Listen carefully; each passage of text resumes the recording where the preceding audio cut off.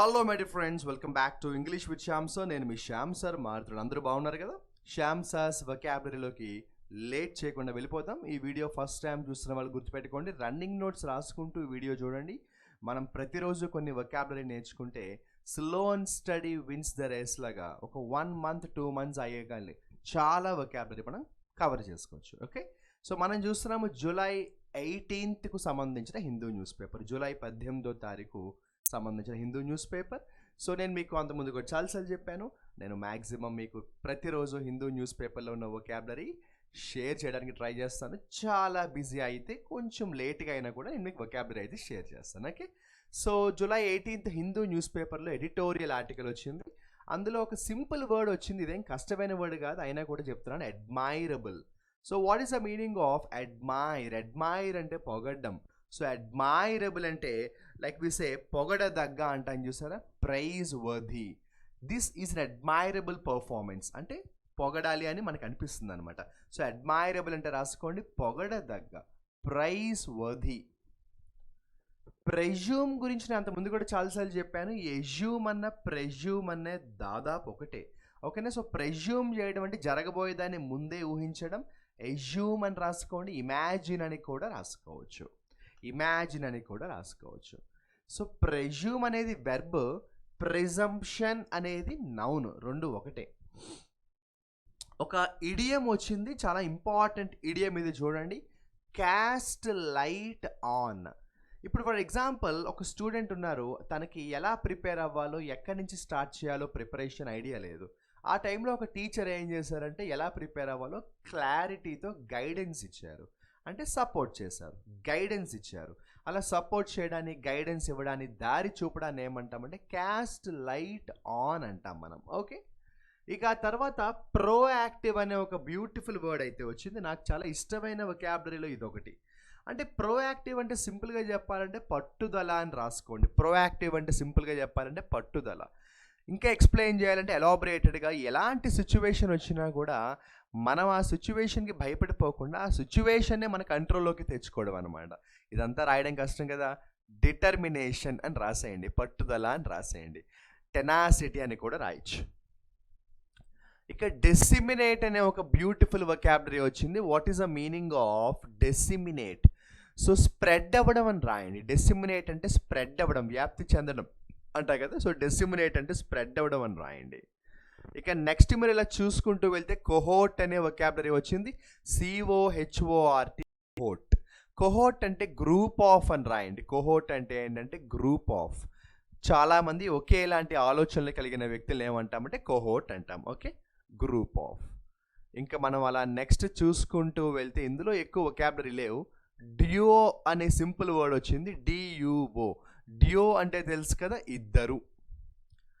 Piece meal, ఇది important vocabulary. So piecemeal అంటే ఏదైనా ఒక పని క్లారిటీ లేకుండా కొంచెం కన్ఫ్యూజ్డ్గా చేయడం అనమాట. సో పీస్ మీల్ అనేది మీనింగ్ ఎలా ఉంటుందంటే రాసుకోండి, ల్యాక్ ఆఫ్ క్లారిటీ అని రాసుకోండి, లేదంటే నాట్ సిస్టమేటిక్. ఏదైనా ఒక పని మనం సిస్టమేటిక్గా చేయకపోతే దాన్ని ఏమంటామంటే పీస్ మీల్ అంటాం. ఓకే, సో పీస్ మీల్ అంటే ల్యాక్ ఆఫ్ సిస్టమేటిక్ ప్రాసెస్, సిస్టమేటిక్గా చేయకపోవడం.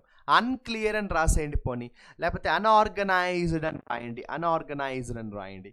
ఫెసిలిటేట్ చేయడం అంటే తెలుసు కదా, సపోర్ట్ చేయడం. ర్యాషనలైజ్ చేయడం అంటే దాన్ని అర్థం చేసుకోవడం లాజికల్గా. So logically understand. When you say rationalize, it means try to understand logically. దేనైనా లాజికల్గా, టెక్నికల్గా అర్థం చేసుకోవడం. కోపియస్ అంటే చాలా ఎక్కువ, మెనీ. కోపియస్ అంటే ప్లెంటీ అని రాయండి. అవుట్ రీచ్ అంటే దాని యొక్క బార్డర్, దాని యొక్క లిమిట్. ఓకే, అవుట్ రీచ్ అంటే దాని యొక్క సరిహద్దు, దాని యొక్క బార్డర్ లేదా తన యొక్క లిమిట్ అనమాట. స్పేస్ ఫేరర్స్ అంటే సముద్రంలో వెళ్ళే వాళ్ళని సీ ఫేరర్స్ అంటాం కదా, అలా స్పేస్లో వెళ్ళే వాళ్ళని, ఈ ఆస్ట్రోనాట్స్ ఉంటారు కదా, వాళ్ళందరినీ కూడా స్పేస్ ఫేరర్స్ అంటాం. సో స్పేస్ ఫేరర్స్ అంటే people who work in the, people who travel to the universe అనమాట. సో ఇక్కడ స్పేస్ అనమాట. అయితే ఈ ఆర్టికల్లో నాకు ఎందుకో తక్కువ వర్డ్స్ ఉన్నాయనిపించి నేను ఏం చేశానంటే మీకోసం ఈ పక్కన ఉన్న ఆర్టికల్ని కూడా సెలెక్ట్ చేసుకున్నాను. ఇందులో కొన్ని వర్డ్స్ కూడా నేను మీకు చెప్తాను, ఎక్కువ కాదు కొన్ని చెప్తాను. డెస్పెరేషన్ అంటే తెలుగులో ఏమంటామంటే నిస్సహాయత స్థితి. అంటే హెల్ప్లెస్ సిచ్యువేషన్ అనమాట. నిరాశ, నిస్పృహ, నిస్సహాయత అంటామే అలా. సో డెస్పరేషన్ అంటే హోప్లెస్ సిచ్యువేషన్. యాడ్ స్టిక్ అంటే కొలమానం. మనం దేన్నైనా మెజర్ చేయడానికి ఒక స్కేల్ కానీ ఒక టేప్ కానీ తీసుకుంటాం కదా, అలా యాడ్ స్టిక్ అంటే కొలమానం అనమాట. సో మెజర్ అని రాయండి, సంథింగ్ టు మెజర్.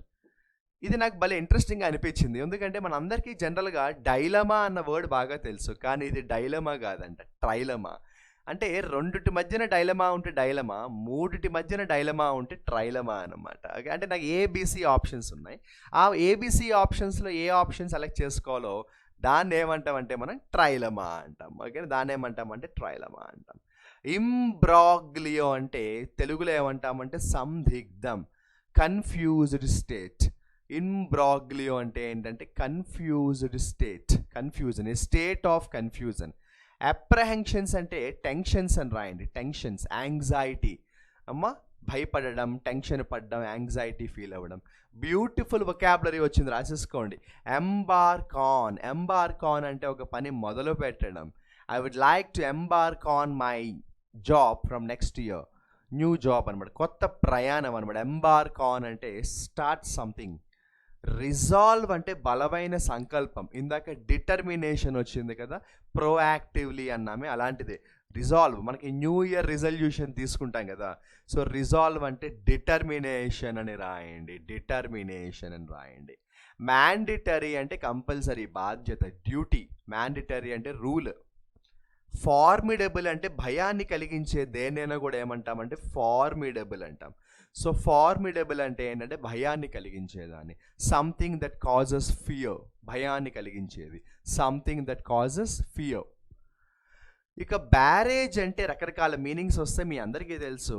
మామూలుగా మనం డ్యామ్స్ కానీ బ్యారేజెస్ కానీ వాడుతుంటాం కదా, బట్ ఈ సెంటెన్స్లో బ్యారేజ్ ఉంది కన్నారంటే అపోజిషన్ అని రాయండి, లేదంటే ఆటంకం కలిగించడం. సో బ్యారేజ్ అంటే డిస్కరేజ్ అని రాయండి. పోనీ బ్యారేజ్ అంటే అడ్డు రావడం, డిస్కరేజ్ అని రాయండి, డిస్కరేజ్. మెమోత్ అంటే చాలా ఎక్కువ, లార్జ్, హ్యూజ్. ఇందాక కోపియస్ వచ్చింది కదా, కొంచెం ఆ రెండు సినోనిమ్సే ఆల్మోస్ట్. కోపియస్ అంటే కూడా చాలా ఎక్కువ, మెమోత్ అంటే కూడా హ్యూజ్, లార్జ్. ఎకిన్, ప్రెపోజిషన్స్లో చాలా మంచి వర్డ్ ఇది. ఎకిన్ టు అంటే సిమిలర్ టు, ప్రెపోజిషన్ కూడా గుర్తుపెట్టుకోండి. ఎకిన్ టు, ఎకిన్ టు అంటే ఏంటంటే ఒకేలా ఉండడం, సిమిలర్ టు అంటాం, సిమిలర్ టు అంటాం. ఓకేనా, అక్కడితో ఈరోజు మనం వొకాబులరీ, శ్యామ్ సార్స్ వొకాబులరీకి అయితే మనం ఫుల్ స్టాప్ పెడదాం. ఈరోజు నేను డిస్కస్ చేసిన వర్డ్స్లో ఒక 3 వర్డ్స్ ఇస్తాను, ఒక్కొక్క వర్డ్తో ఒక్కొక్క మంచి ఎగ్జాంపుల్ తయారు చేసి కమెంట్ సెక్షన్లో మెసేజ్ చేయండి. ఓకేనా, సో నేను మీకు అంతకుముందు కూడా చెప్పాను, కొంచెం నా లా ఎగ్జామ్స్ విషయంలో లాస్ట్ 2-3 డేస్ చాలా బిజీగా, స్ట్రెస్డ్గా, I was having a very hectic schedule and all that. ఇంకొక few months, ఇంకొక 4-5 నెలల్లో I will be out of my LLB stress and LLB related works, and then I can get some better time. ఓకేనా, so admirable, presume, so ఇవన్నీ కూడా beautiful words కదా. నాకు ఇష్టమైన word దీంతో రాయండి, ప్రోయాక్టివ్.